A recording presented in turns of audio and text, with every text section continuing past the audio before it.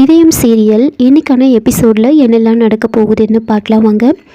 பாரதி தூங்கிட்டு இருக்கும்போது ஆதி, பாரதி என்னை வேண்டான்னு சொல்கிறீங்கல்ல, நான் உங்களை விட்டு போயிட்டா உங்களுக்கு இதெல்லாம் யார் செய்வாங்க சொல்லுங்கள். என்னால் உங்களை விட்டுட்டு இருக்க முடியாது, உங்களையும் தமிழையும் என்கிட்ட இருந்து யாராலையுமே பிரிக்க முடியாது அப்படின்னு பேசிகிட்டு இருக்காங்க. இன்னொரு பக்கம் மணி அறிவை பார்த்து கோவிலில் பூ போட்டு பார்க்க போகிற விஷயத்தை வந்து சொல்கிறாங்க. அதை கேட்டு அறிவு கொஞ்சம் டென்ஷன் ஆக, அப்போது மணி வந்துட்டு அதெல்லாம் நான் பார்த்துக்கிறேன், அந்த விஷயத்த நீங்கள் என்கிட்ட விட்டுருங்க அப்படின்னு சொல்கிறாங்க. இன்னொரு பக்கம் ஆதி வந்துட்டு பாரதியை நினச்சி ஃபீல் பண்ணிகிட்டு இருக்காங்க. பாரதியோட குழப்பம் சரியான மாதிரியே தெரியல. அவங்க ரொம்ப குழம்பிட்டாங்கன்னா அதுக்கப்புறம் நம்மளால் எதுவுமே பண்ண முடியாது. இப்போ என்ன பண்ணுறது அப்படின்னு யோசிச்சுட்ருக்க சாரதாவும் அறிவும் அங்கே வராங்க. அப்போ சாரதா என்னப்பா அது ஏன் ஒரு மாதிரி இருக்கு அப்படின்னு சொல்ல, அப்போது பாரதியை நினச்சி ரொம்ப ஃபீல் பண்ணி பேசிகிட்ருக்காங்க. பூ போட்டு பார்க்க போகிற விஷயத்தையும் சொல்கிறாங்க. அப்போது அறிவு வந்துட்டு என்ன இதெல்லாம் ரொம்ப ஓவராக இருக்குது அப்படின்னு சொல்லி பாரதியை பற்றி பேசுகிறாங்க. நீ ஏற்கனவே வந்து அந்த பொண்ணுக்கு பெரிய மனசு பண்ணி வாழ்க்கை கொடுக்க முடிவு பண்ணியிருக்க. அந்த பொண்ணு ஏற்கனவே புருஷனை இழந்து விதவையாக இருக்கா. அது மட்டும் இல்லாமல் அவளுக்கு ஒரு குழந்தை வேற இருக்குது.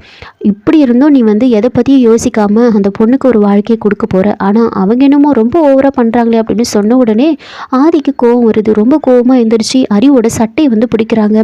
இன்னொரு முறை நீங்கள் பாரதியை பற்றி பேசுனீங்க அவ்வளோதான் அப்படின்னு சொன்ன உடனே சாரதா, ஆதி முதல்ல நீ சட்டையிலேருந்து கையை எடு, எதுக்காக இப்படி நடந்துக்கிற, என்ன இருந்தாலும் அவன் உன்னோட தாய் மாமா, முதல்ல சட்டையிலேருந்து கையை எடு அப்படின்னு சொல்கிறாங்க. உடனே ஆதி வந்துட்டு பார்த்தீங்களாம்மா பாரதியை பற்றி எப்படி பேசுகிறார் பாருங்க அப்படின்னு சொல்கிறாங்க. அறிவு ஒரு பக்கம் மனசில் நினைக்கிறாங்க, என் மேலே கை வச்சுட்டுல உனக்கு உயிர் பயனா என்னென்னு நான் காமிக்கிறேன் அப்படின்னு சொல்லிட்டு மனசுலேயே நினச்சிக்கிட்டு அறிவு அங்கேருந்து போயிடுவாங்க.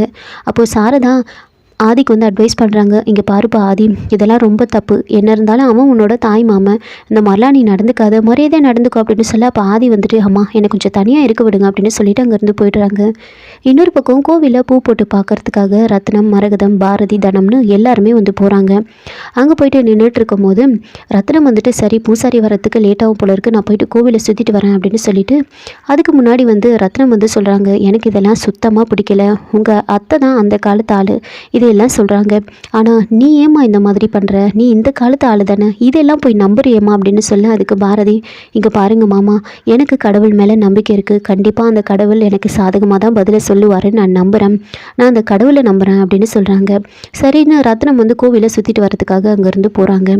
அப்போது மரகதமும் தனமும் தனியாக வராங்க. தனியாக வந்து அவங்க ரத்னம் வரத்துக்கு முன்னாடி வந்து அந்த சிகப்பு பூ வந்து 2 பேப்பர்லேயே வந்து மடித்து வச்சிடுறாங்க. வச்சுட்டு திரும்பி பார்க்கும்போது கரெக்டாக ரத்னம் வந்து நின்றுடுறாங்க. ரத்னமை பார்த்த உடனே மரகதம் ரொம்ப பதட்டமாகறாங்க.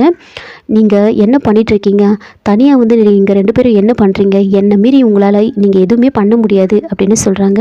அப்போது அதுக்கப்புறம் வந்துட்டு ரத்னம் அங்கேருந்து போனதுக்கப்புறமா மரகதம் தனம் கிட்ட சொல்கிறாங்க, இங்கே பாரதி, நான் இதை பண்ணுறதுக்கு ஒரே காரணம் பாரதியும் தமிழும் என்னை விட்டு போகக்கூடாதுன்றதுக்காக தான், பாரதிக்கு ஒரு நல்ல வாழ்க்கை அமையக்கூடாதுன்றதுக்காகலாம் கிடையாது, அவங்க 2 பேரும் என்னை விட்டு போகக்கூடாதுன்னு தான் நான் இதெல்லாம் பண்ணுறேன் அப்படின்னு கடவுளை வேண்டிக்கிறாங்க. கடவுளே, உன் சந்நிதியில் வந்து நான் தப்பு பண்ணுறேன், ஆனால் என் மருமகளும் பேத்தியும் என்னை விட்டு போகக்கூடாதுன்றதுக்காக தான் நான் பண்ணுறேன், என்னை மன்னிச்சிடு அப்படின்னு வேண்டிக்கிட்டு வந்து நிற்கிறாங்க.